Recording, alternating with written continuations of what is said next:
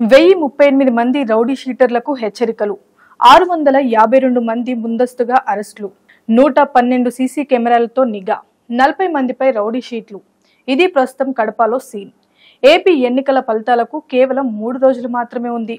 ఈ నేపథ్యంలో అలర్ట్లపై EC high alert అయ్యింది.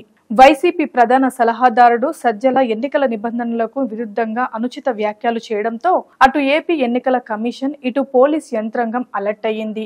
ఏపీ అల్లర్లకు కేంద్ర బిందువైన కడపలో హై అలర్ట్ ప్రకటించింది. కౌంటింగ్ పై ప్రత్యేక నిఘా పెట్టింది. సిటీలో పోలీస్ బలగాలు భారీగా మోహరించాయి. పట్టణ శివారు ప్రాంతాలకే బస్సులను పరిమితం చేశాయి. లాడ్జీలు అద్దెకు ఇవ్వొద్దని యాజమానులకు ముందే హెచ్చరికలు జారీ చేశాయి. 3 రోజుల ముందే మద్యం దుకాణాలను మూసివేసింది. కౌంటింగ్ కేంద్రం వద్ద 4 గంటల భద్రత, 112 సీసీ కెమెరాలతో నిఘా పెట్టనున్నారు. మొత్తంగా 4వ తేదీన కడపలో కర్ఫ్యూ వాతావరణం నెలకొనబోతుంది.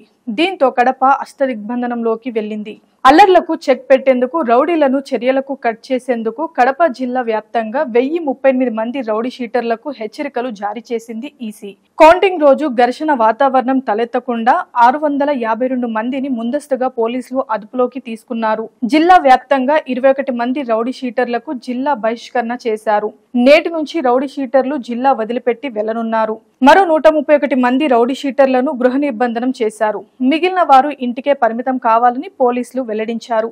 2014, 2019, 2024 ఎన్నికల్లో అల్లర్లకు పాల్పడిన వారిపై డేగా కన్నువేశారు. 2024 ఎన్నికల్లో అల్లర్లకు పాల్పడిన 40 మందిపై జిల్లా SP Siddharth Kaushal rowdy sheet తెరిచారు. రౌడీ షీటర్లను కలెక్టర్ విజయరామరాజు ఎదుట బైండ్ ఓవర్ చేశారు. జిల్లా వదిలిపెట్టి వెళ్లాలని కలెక్టర్ విజయరామరాజు ఆదేశాలు జారీ చేశారు. నేటి నుంచి 6వ తేదీ వరకు జిల్లా బహిష్కరణ చేశారు. అయితే గతంలో ఎప్పుడూ కూడా కడపలో ఇలాంటి పరిస్థితి ఏర్పడలేదు. కడప జిల్లా అంటే వైఎస్ ఫ్యామిలీ అడ్డా. అలాంటిది ఇప్పుడు ఇలాంటి పరిస్థితి ఏర్పడడంతో వైసీపీలో గుబులు మొదలైంది. ఇప్పటికే వైసీపీ ఓటమి ఖరారయ్యింది.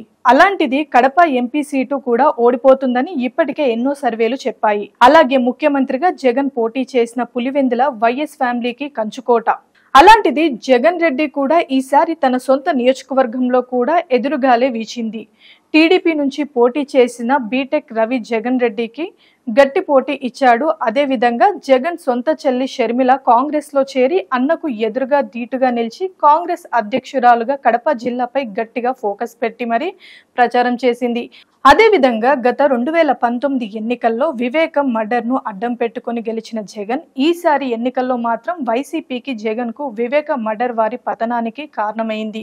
వివేక కూతురు సునీతారెడ్డి గత 5 సంవత్సరాలుగా తన తండ్రి మరణానికి సంబంధించిన వారిని అరెస్ట్ చేయాలని కంటి మీద కునుకు లేకుండా ఎలా తన సొంత వారిపై యుద్ధం చేసిందో అందరం చూసాం. ఈ విధంగా వైసీపీ నుంచి కడప ఎంపీగా పోటీ చేసి అవినాష్ రెడ్డికి పోటీగా కాంగ్రెస్ నుంచి షర్మిల రంగంలోకి దిగి మరీ పోటీ చేసింది.